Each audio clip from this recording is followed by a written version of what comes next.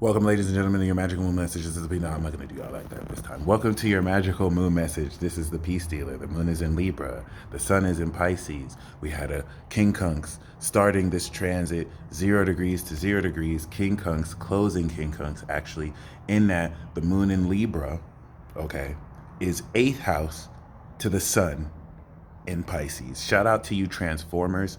I'm going to be making new video series. So much wealth of astrology has been downloaded. I know I haven't been uploading a lot, but that's because actually there's no excuse for that. But personally, I've just been stockpiling material. I got it all in the data bank. I still have a whole Mercury series I shot like a year ago I haven't put out. So your boy got material, okay? I'm actually going to start shooting to release April, Aries season. Be on the lookout for daily asshole tarot. That's coming back.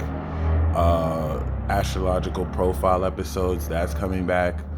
And World War Zero, you already know what's up. So I know I've been promising this a lot, but just been postponing it because I can. But other than that, my friends, shout out to you who have sun moon signatures that are Scorpio. That's a video series I'm going to put out. If you have a Sagittarius sun moon signature, that means your moon is 9th house from your sun, like a Sag moon, Aries sun. You're an ascended one. You're an ascender.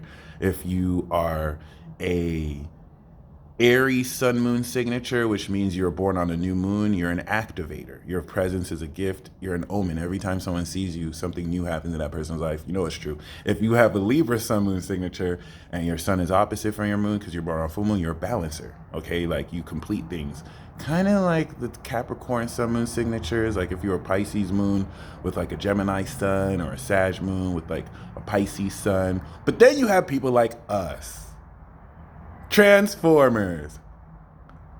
Scorpio sun moon signatures. We're one of the more mysterious ones. The mysterious ones are the understanders, the Cancer, Scorpio, and Pisces. If you're a Pisces sun moon signature, like you're born on a balsamic phase, you're a legend.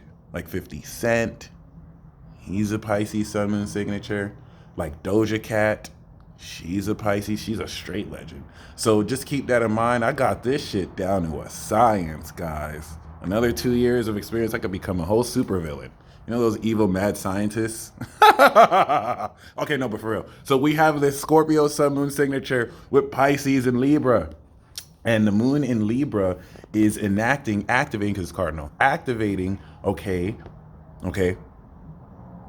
transformative understanding about your receptivity to how you identify yourself socially, or how you express yourself, because you identify yourself with Aries, and then you express that identity socially in Libra. But you are aware of this divine extrasensory perception. Welcome to Pisces season, by the way. Pisces sun, or you can just say Pisces in a nutshell, is extrasensory perception, because you have the 4 mutable signs of perception, Gemini and Virgo, the first 2 mutable signs ruled by Mercury, that govern your mind or brain's ability, your mind and brain's ability to perceive rationally. Okay, before we get into all this delusional shit, Sagittarius, Pisces, because you niggas just make everything up. We love you. We love you. You have Gemini and Virgo, which actually only cares about what is. The facts, the truth. I'm throwing mad shade right now. So this is so very important, because Mercury exhibits signals from your brain so that you can discern this illusion you see, because you don't really see what you see. It's an illusion. You hallucinate your reality. If you don't believe me, watch Anil Seth TED Talk. It's not a bad thing. It's a very magical thing.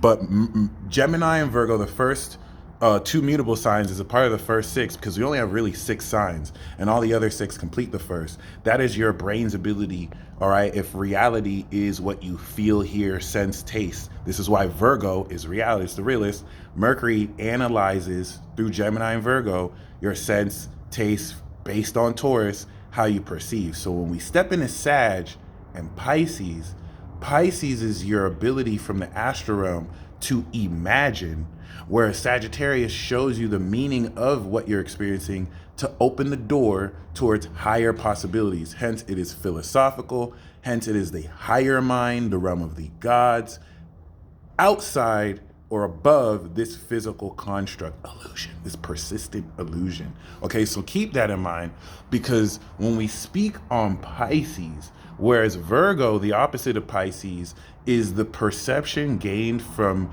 the function of your brain emitting neurons, or through its neural pathways and synapses, information for you to perceive your reality. Neptune through Pisces allows you to imagine what can be possible, because everything that you see for real came from that realm. It came from your thoughts, it came from your imagination. And whereas the real perception is Virgo, extrasensory perception from the visualization of Sagittarius is Pisces. Shout out to every Pisces. Y'all call them delusional as hell, and they are when they want to be, but they are also psychic AF. And they all have, whether you have your moon in Pisces, your rising in Pisces, your sun in Pisces, whether you have a blank Pisces house, you still have Pisces in your chart. It is through there that you access a Neptune extrasensory perception. I think in 2022, we can stop flirting around with the fact that this shit is real. Like, ESP is not some kind of idea. The CIA has proved it. You know what I'm saying? I know KGB has been used it. So like, forget all that. But ESP, what do you know about it? What do you think about it? This Pisces season is going to rework your understanding of ESP, whereas it used to be some fantastical science fiction element, to a practical, real aspect of your reality. You've always been using ESP. It just happens at such a quantum level, it's easy to mistake it for regular, rational processing. Especially because of how fast, especially Aquarians or intuition can process, it'll be processed like it was a thought, when no, you psychic. So this is going to transform how receptive you are, being aware of the interconnectivity of all things as you feel your place in society, but really as you feel this cardinal function of how you transform your logic around the unseen. Honestly, this is a very difficult transit to describe because it's way deeper than that too. Air and water is blending now the logical function with your intuitive function, which primarily most of these things are unseen. Pisces is a vibe. So you have Cancer, which is the feeling, the juice. You have Scorpio, which is intensified into wisdom, the sauce. And then you have Pisces, which we have defined as cream. Wow, I just said that. So yeah, this is important because that's the vibe. And this is what, whereas Virgo breaks everything down to its individual parts, Pisces sees how everything is interrelated. That's why they're all on this unity crap. We have to get along, guys. Let's just be peace. They have no choice. They have to. They just see everything. That's why it's so difficult for Pisces to even believe in gender. If I see a transgendered who's Pisces or homosexual, or someone who's gender fluid that's Pisces, that actually makes sense because they don't see division. So if you were to tell them they're one thing, they're just gonna rebel just off that. But normally Scorpio moons, water sign, males or whatnot, they feel that feminine. It's actually authentic to see that type of stuff. It's not all the way because it does override certain logic. This is where the opposition of Virgo comes in, and then there's beef. But you got to respect it. You don't have to. I do, because it's 10th house to my Gemini sun. But this is going to step you into en route to the moon in Scorpio, where there will be the Neptune trine. So much uncovered occult wisdom and secrets that guide you in this 9th house transit. So as we come out the 8th house transit, you're going to be drawing boundaries on how you trust the right people socially with the crazy shit this ESP is showing you. Synchronicities galore. This is the final part of the synchronization process since 2020, before we start a brand new Jupiter cycle 2023, and before we start a brand new year, March 20th of 2022, where you will be fully acting on the full activation of your superpowers. Everything up until this point was to just activate superpowers and have you test it out. It's going to be really, really used after this final battle coming into the next cycle to prepare for the rest of Jupiter in Pisces and then officially Jupiter in Aries. So we're going through another year's worth of awakening, but this is the final stage. The first stage is 2020, the second stage is 2021, the third stage is 2022. So badass. In fact, the transit like this is going to transform how you start to apply this, because the moon go to Scorpio, then Sag, then Cap. We're going to the gauntlet. This is it, y'all. So just keep that in mind. Many of you have to come to terms with past rejections, past blocks. A lot of you are just looking backwards on what didn't work, and you don't even realize the moment you look forward, everything you ever wanted that was better for you is there. So a transit like this is going to facilitate the beginning of you stepping into that. Remember though, this Pisces season is not going to end the way it starts. So many of you have these plans about the way you want things to go, and you don't even know we have like 3 twists. All right, whenever you watch a movie, you think, oh my gosh, this person's a good guy. Twist, they were there wrong, they were the bad guy the whole time. You about to walk into a twist like that. So just go with the flow like a dead fish flowing upstream.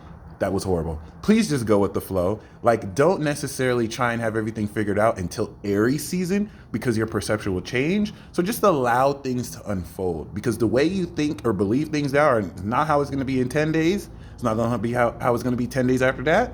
It's not how it's going to be 10 days after that. Okay. Be very mindful of people who you're meeting. They may be way more significant to you than you are aware of right now.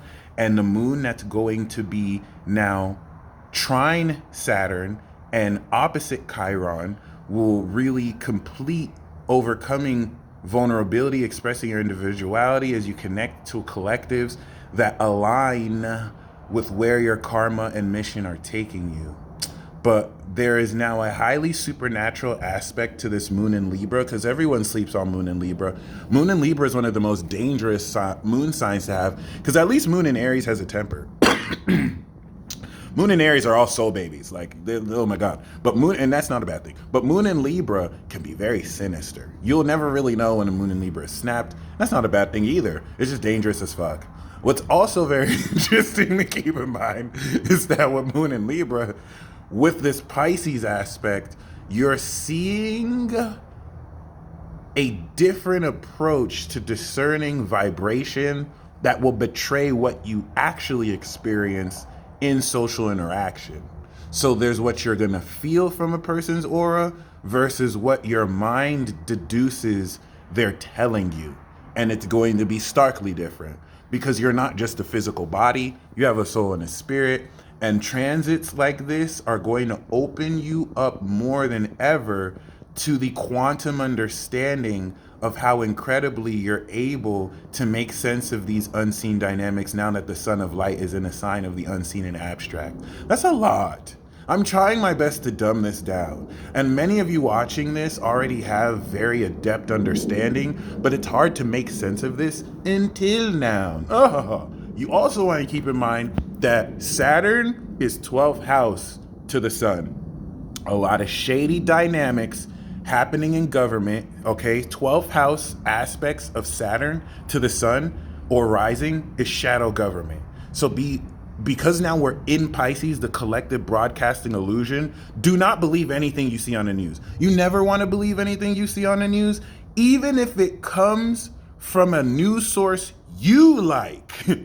Even if it comes from a news source that tells you the truth, you can't trust that. Even if they mean well, they have the accurate understanding. Take it with a grain of salt, because the way spirit is, someone can lie to you. Like, I can give you a bullshit tarot reading, but if spirit wants you to gain from that reading, even though I have the intent to lie to you, that reading will be super accurate. That's why it's super hard for people to debunk tarot readings and psychic ability, because it's not linear. This is a non-linear understanding where, in the midst of even Barnum statements and deception, the nature of spirit can allow you to divine anything. It's purely subjective here.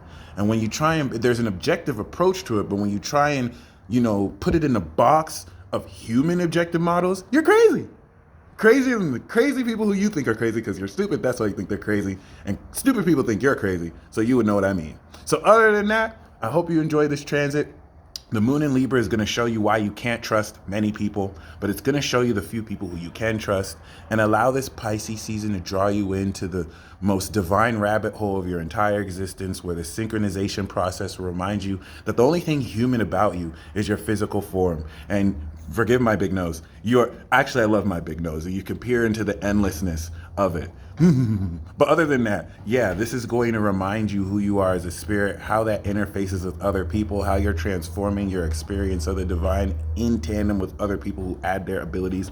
Godspeed, ladies and gentlemen, and prepare for a super paranormal transit. Don't be afraid. Peace.